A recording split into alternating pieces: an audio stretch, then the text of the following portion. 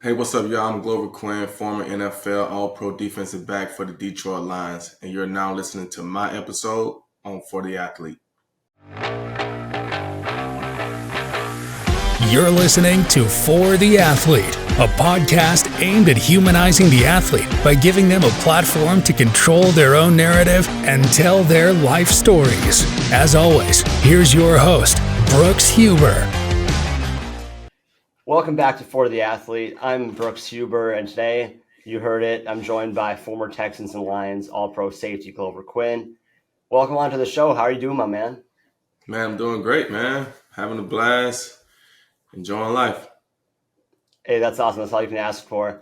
Well, I've had the opportunity to talk with a bunch of different athletes on this show, and I try not to talk too much about X's and O's with them because they already get asked those type of questions, and I want to focus on their off-the-field interests. But based off your tweets and the fact that you have a Lions-related podcast, I would like to spend some time talking football with you, if that's all right. That's cool. Let's talk about your time in the league. You got drafted by the Texans in the fourth round in 2009. You outplayed your rookie deal. If you had to characterize your time there in 3 words, well, what would they be? In 3 words, like 3 words that go together, or just three different words? They can be anything. They can be 3 words that go together, 3 different words. They can be adjectives. They can be whatever you want. I would say a learning experience. Okay, a learning experience. Okay. Do you want to touch on that a little bit more? What made it a learning experience? For me, I came in as a young player. Obviously I was a rookie. I was playing corner, but they drafted me to play nickel. Right? They didn't really draft me to be a corner for them. They wanted me to be an inside guy. And what was crazy is I had never even played on the inside. I didn't play on the inside in college. I played on the outside. And so for them to draft me to play on the inside and I never had done it, I had to learn how to do it. Right? I had to learn how to go in there and cover a slot, how to play run gaps and learn the run gaps and all those different things. And then, I'm playing corner, and then all of a sudden, I'm playing a nickel, and all of a sudden I got to play corner. So now I'm going back and forth. I'm playing corner some downs, I'm playing nickel some downs. So now I'm just having to learn so many different things, right? I couldn't just focus on one thing. I'm learning so many different things. And then after 2 years, we go through the lockout. So now I got to learn how to deal with the lockout and life and all these different things. And then we get a new coach. Wade Phillips comes in. Now they move me to safety. I'm learning another position. And, I had never played safety because I was a corner in college. I played safety in college, in high school. But now I'm having to play safety at the highest level, and I've never done it. So I'm having to learn. I'm having to put the time in, the energy, the effort to be, the best that I could be. Well, not only that, I didn't just play safety on passing situations. They moved me down to play the dime linebacker. So now I'm having to play a dime linebacker. So when you look at my time in Houston, I played nickel, I played corner, I played safety, I played dime linebacker. I had basically been everywhere in the defensive backfield. But not only that, you're learning how to play the game at the NFL level. You're learning the business of football. You're learning so many different things and learning how to conduct yourself off the field, learning how to, brand yourself, all these different things. It was just a great experience for me. And I got a chance to play in a lot of games. I started starting after, week 4 of my rookie year. And I started every other game that I played in after that, except for week 13 when I didn't play. And so I just learned a lot. I learned a lot about myself. I confirmed a lot of things about myself. And, I learned a lot about the game, the league, the industry. I studied all those different things. And so it was a great experience for me. I had a great time there, although it didn't work out. I didn't get re-signed there. I got much love for the Texans. I don't have any ill will. It was the best thing that probably could have happened for me. And I kind of knew that it would happen because of the people that we had, the money that had been spent, and what I wanted. So it was okay. But it was definitely a good learning experience and something that I took with me to help, me and, my time in Detroit. Well, yeah, so you didn't resign with them. Did they make you an offer? Was the money not right? Or did they just say, hey, we just don't have we can't make you an offer, basically. No, they didn't make an offer. Um, they had kind of walked me along throughout the process, talking about they were going to make an offer. Um, but I think during the free agency time, they kind of got wind that Ed Reed may be available, and we had went to the playoffs 2 years in a row, and we had got put out, in the second round 2 years in a row. And this is, from all what I've heard, they wanted somebody to kind of help get them over the hump. And Ed Okay. Reed had been with the Ravens and, won Super Bowl, and they felt like he was a guy that could help get them over the hump in that, division round to get to the conference, championship. Problem is, you got to play at that point 16 games to get into the playoffs, to get a chance to get back to the divisional round, to then need somebody to get over the hump. And Ed Reed was dealing with injuries and different things, and his vibe, his whole demeanor and everything with coming to the Texans just wasn't a fit for what they wanted. And so he had for the organization, a disastrous, tumultuous time in Houston, but for him, he got a couple mil to take off. So, but they didn't resign me because they wanted to sign him, and so it all worked out. Yeah, I mean, I just looked it up while you were talking. So Ed Reed was 35 when he signed with the Texans. They got a 35-year-old safety. Hall of Famer, one of the best of all time. Can't argue that. But at 35 years old, I don't know if that was the right move there. And then Right. they ended up, did they ship him off to the Jets or did they just cut him? Because I saw he finished that season in New York. Yeah, I think he got cut, honestly, because I think he was hurt, couldn't play, wasn't at the building. I don't really know, but I think he got cut. I don't think they traded him.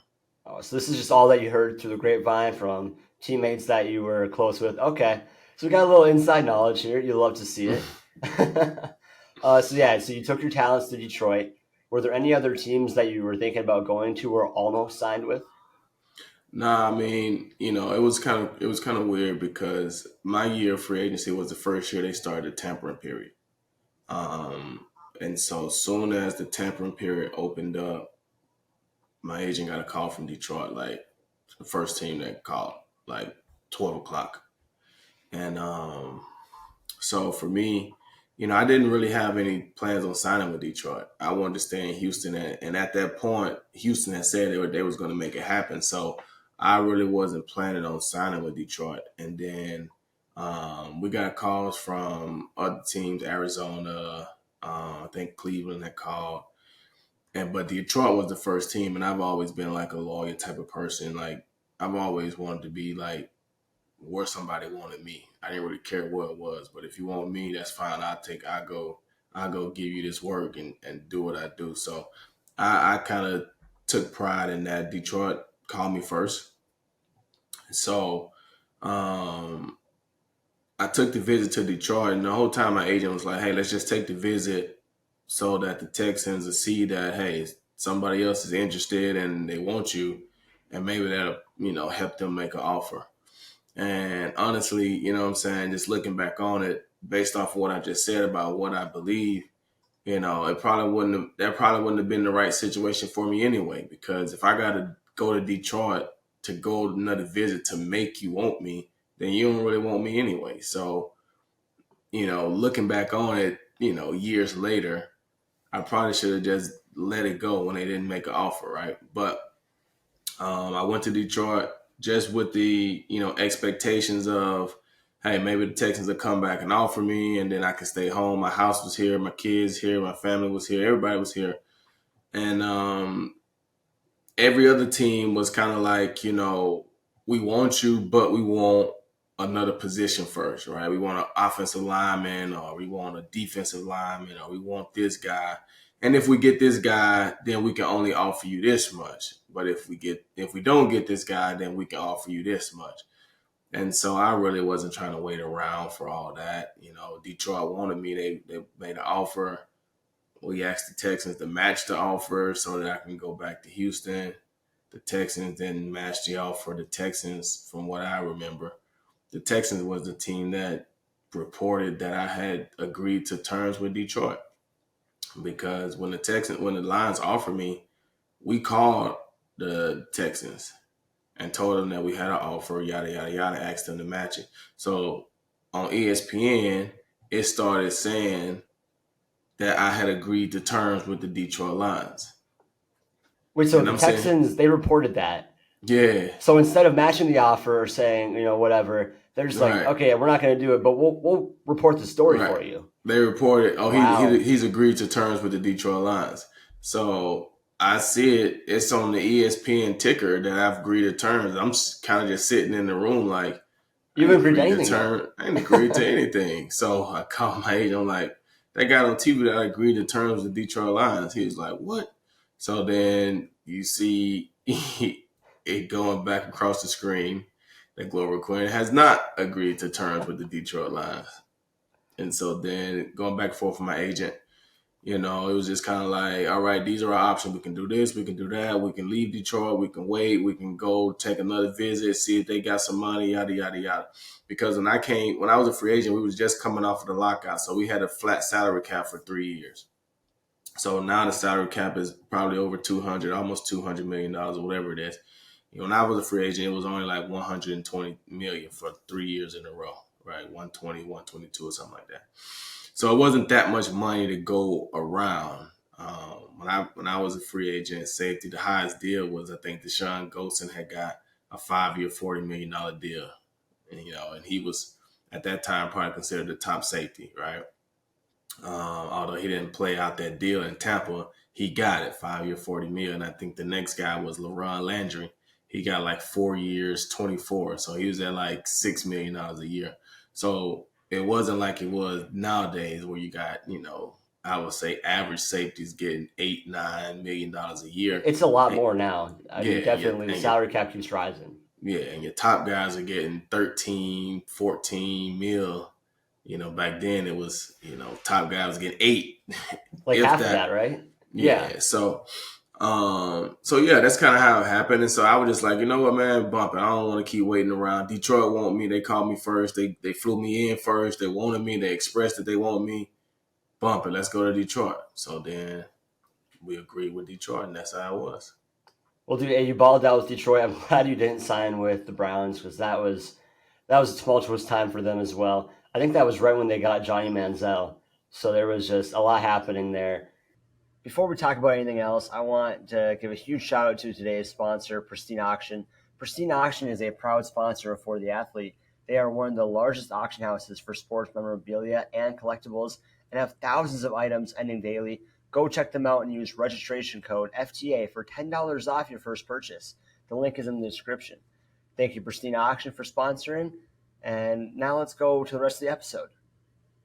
But let's talk about your 2014 Lions team. It was next level. You were an all-pro with 7 interceptions, and you made the playoffs for the first time with Detroit. What was clicking for you personally and the team as a whole that year? I think for me, it was just, the way the defense was set up. We had a great defensive line. We had great linebackers. So in the secondary, we didn't really have to worry about the run as much.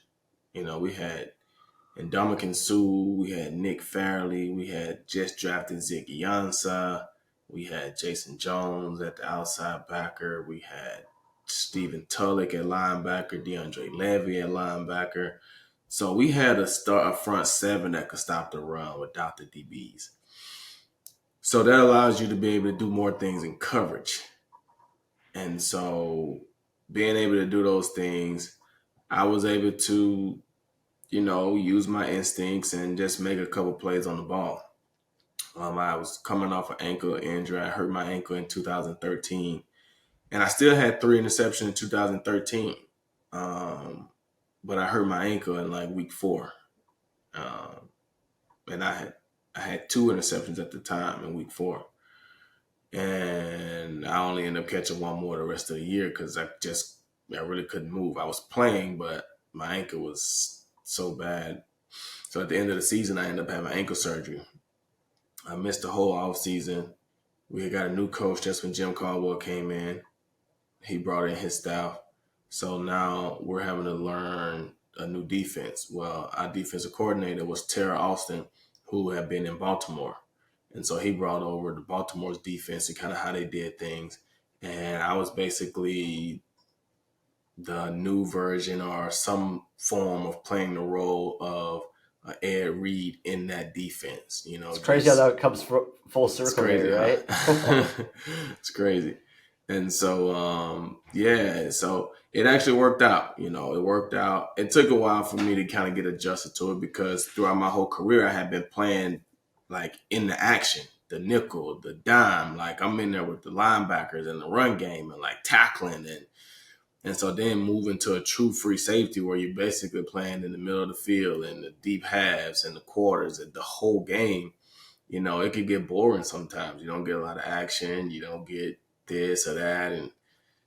But once I started making a couple plays, I was like, man, I kind of like this. I like being able to just sit back here, read the quarterback, play coverage, and do things like that.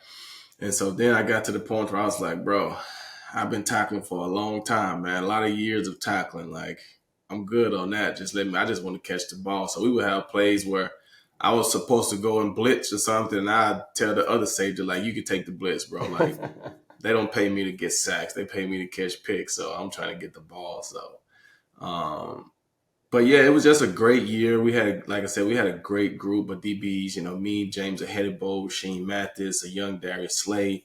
We just had a great group of guys and, a great group of coaches and a great D-line and everything just kind of fit up. And like I said, I was able to capitalize and make a couple good plays. Yeah, that was a team that almost went to the divisional round that year, lost to the Cowboys. But you guys were stacked, like you mentioned, so many studs on defense without even talking about offense. You had Calvin Johnson there, Reggie Bush, Matt Stafford. What team do you think is better? Your 2014 team or this year's Lions squad? I would say 2014. Is it close though? Like if the two teams played, would it be close? Would you guys blow them out? I think we would beat those guys probably 10 points. 10 points? So you beat them by 10? Yeah, 28-17, 11 points. 31-21, something like that. They're good. They're good offense. So, I would expect them to get some points. But, when you look, like for me, when I look at that team and I think about us defensively, me being who I am and the way that I kind of, operate with football, we would have matched up really well against them because, running David Montgomery, we had one of the top run defenses that year, with Big and Dominic and Sue in the middle, Nick Fairley in the middle, young Ziggy, Jason Jones, CJ Mosley. Like, we had a good D-line. Stephen Tulloch, DeAndre Levy. We had linebackers. Levy could cover, Laporta. We had pass rush without having to blitz. And the scheme that we were running, a lot of those routes, because at this point, now that Jameson Williamson is back, but up until that point, they really didn't have a guy that you look at as a deep threat. Right. You know what I'm saying? So we would have been waiting on all those crossing routes or deep overs and things like that. But I just think the matchup wise, the personality, the team, the system, the schemes that we had, I think if we played our 2014 team, would probably beat them. Hey, that's good analysis, Sal. You really broke it down every position. Megatron would just be too much. You can have a safety over top, but that never stopped him in his career. Right. My last, not my last, I think it might be the last. I do want to ask you about, 2018, you decided to hang up the cleats. What went into that decision, and how much of it was Matt Patricia's fault? Because you hear all this stuff about Matt Patricia, you hear stories, and I just had to ask you about that. Well, I mean, for me, even before I got into the NFL, I only wanted to play 10 years. That's really what I wanted to play. I wanted to be one of those guys that could walk away from the game. And so I had always said if I was able to walk off the field and be blessed enough to be able to play for 10 years and walk off the field the last game after my 10th season, that it would take something really special to make me walk back on the field. And so I was blessed and fortunate enough to be able to play in 159 of 160 regular season games. I started 156 47. of them, Yeah. 148 in a row. In a row, yeah. In a row. 148 in a row, but 156 total because, like I said, I started week 4 of my rookie year, but I missed week 13. So 4 through 12, I started, then I missed one. And then I came back and finished the last season. I mean, the last 4 games. So then you take those 4 games plus 9 straight years, it's going to put me at 148 consecutive, but it was 156 total. Um, and so I feel like I was blessed to have a good career, accomplished a lot, achieved a lot. Um, and so I had always wanted to just play for 10. And so the thing that happened with Matt Patricia was we didn't really get off to a great start. Um, when Coach Caldwell got fired after the 2017 season, I knew I was going into year 10. And I knew that this was probably my last year. And with them firing Coach Caldwell, I felt like they were just trying to like go in a different direction, start over or whatever. And with this being my last year, I didn't want to have to do that in Detroit and be away from my family because my family was living in Houston. We was kind of traveling back and forth. And so I didn't really want to have to start over with a new coach in Detroit. I felt like I had been there for 5 years. I had done this and that. You guys are starting over. Like, let me get out of here too. And so I wanted to come back to Houston to finish my career. I had started here. I left. I wanted to come back, finish my career here. I retire here. I still live here. So that's kind of how I wanted it to play out. And so when Matt Patricia got there, I kind of asked him for a release. I told him like, it has nothing to do with you. I don't know you. You know what I'm saying? So it's not like I don't like you. I just don't know you. But I just know that this is possibly my last year. And I didn't tell them that this was my last year. But I knew this was possibly my last year. And I didn't want to start over in Detroit. So I missed the whole off season. I didn't go out to OTAs or any of those things. And I showed up for minicamp. And when I show up for minicamp, Matt Patricia, this is my first day showing up. Never practiced over the off season. They hadn't seen me condition. They hadn't seen anything from me. They gave me the playbook the night before because I was asking them over the off season, can I get the playbook? Didn't get a playbook, nothing the entire time. The night before, they give me the playbook. We show up that morning for OTAs, sit through an install meeting. We go out to practice. I literally take every rep. Every rep. Like literally every rep. And that's just from getting the playbook the night before. Yeah. So you do this all on short preparation time. Yeah. Went out there, did your thing, you balled out. But the thing is, I'm a guy that's in year 10, and you haven't even seen me condition yet. I wasn't at the offseason program, right? So, yeah, do you say, well, we're going to give him a break?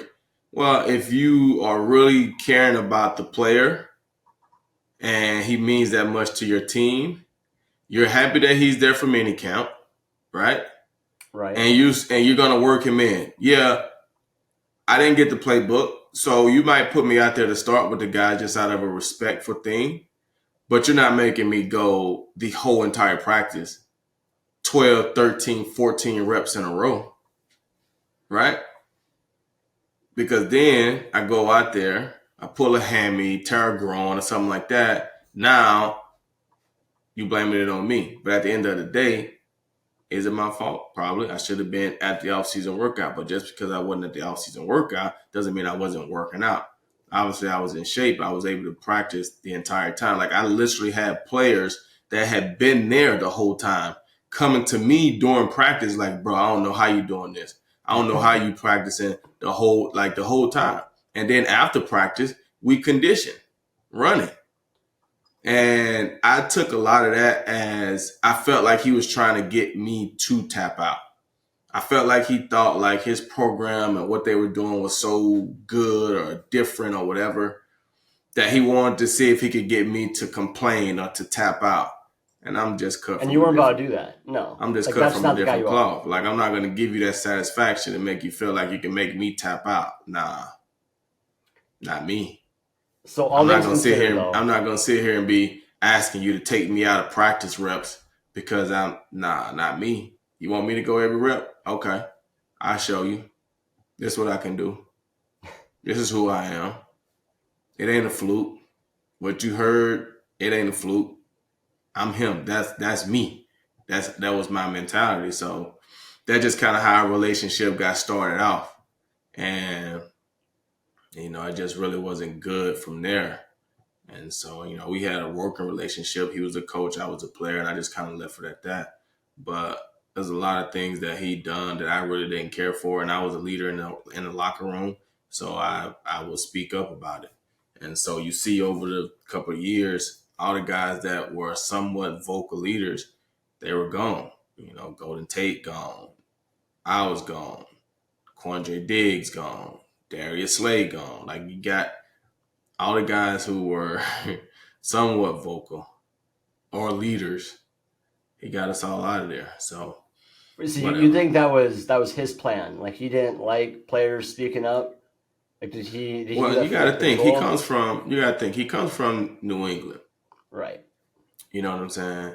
So they like for guys to just fall in line, right? And they don't like characters. They don't like guys having big personalities there. Right. And the thing is, and we're seeing it now, right? It was all a facade, right? Everything was fake. Only reason they had success, honestly, was Tom Brady. That's what I'm saying. That is what I'm saying. But that's why it makes sense. That's why all of the disciples of Bill Belichick are not successful when they go to other teams, because they tried to do the things that they done in New England, other places. The problem is you don't have Tom Brady. And see, Bill Belichick was able to do these things with Tom Brady because of who Tom Brady was, his personality, how he worked, and they had built a relationship. So yeah, we've won Super Bowls. We've done this great thing, right? So now when they see me coach Tom Brady hard, they feel like that's the way you do it. Bill calls Tom Brady out all the time in meetings. Bill does this, Bill does that. We have all these rules and things like that you're overcompensating because you're winning because you got Tom Brady. So then that's what these young coaches learn. So then they go to other programs and they try to do the same exact thing. Well, you don't have that relationship with this quarterback right now. So you can't come in and talk to him the way Bill talks to Tom. You haven't built that relationship. Took years, right? Right. You haven't built that relationship. Y'all haven't won Super Bowls together. Y'all don't have that. Right? You can't talk to your players the way Bill talked to his players. You haven't built that yet. You have to come in and build that, earn the respect of your players, and then you can lead to that. But that's what they try to do, and that's what they think that, oh, we do this in New England. Y'all are only successful because of Tom Brady. Y'all get good free agents. Why? Because they're willing to take a pay cut to come to New England to try to win a Super Bowl. Right? A lot of them did. Right. Now Tom Brady's gone. What has New England won? Nothing. They made one playoff game. Right. They just suffered their largest loss under Bill Belichick to the Cowboys. Right. Things are not looking good. So all this great Bill Belichick and coaching, like, where is it? Where is it? You haven't been the same since Tom left. So Bill and Tom was a good combination. I'm not saying it was all Tom. Obviously, Bill had a lot to do with that. But if Bill's still coaching the defense, their defense is awful. They're not winning. All these offense, Josh McDaniels, Bill O'Brien, all these guys, why aren't you winning now? Oh, you don't have the players. Well, why aren't free agents just crying to go to New England now? You're not winning Super Bowls. Yeah. So now I don't want to deal with Bill Belichick and the Patriot way if we're not winning Super Bowls. I can go be miserable in some other city. I ain't got to deal with Bill Belichick to be miserable, right? I can't say that it was Matt Patricia, because I already was thinking about I was already going to retire more than likely after that year anyway. But he definitely didn't help in that regards. And this was such a good episode. I had a fun time hearing all your stories, especially the Matt Patricia one, because I have one of my buddies is a Patriots fan. So he was like, dude, you got to figure out this Matt Patricia stuff, because like he was dying to know. Was a lot of topics covered. I really appreciate you for coming on. No doubt, man. Appreciate you. Yeah, well, hey, thank you for listening to For the Athlete. I'm your host, Brooks Huber, signing off until next week. Take care. Thanks for listening to For the Athlete. As always, be on the lookout for another athlete appearance next week. Make sure to follow us on Instagram, YouTube, TikTok, and wherever you listen to podcasts.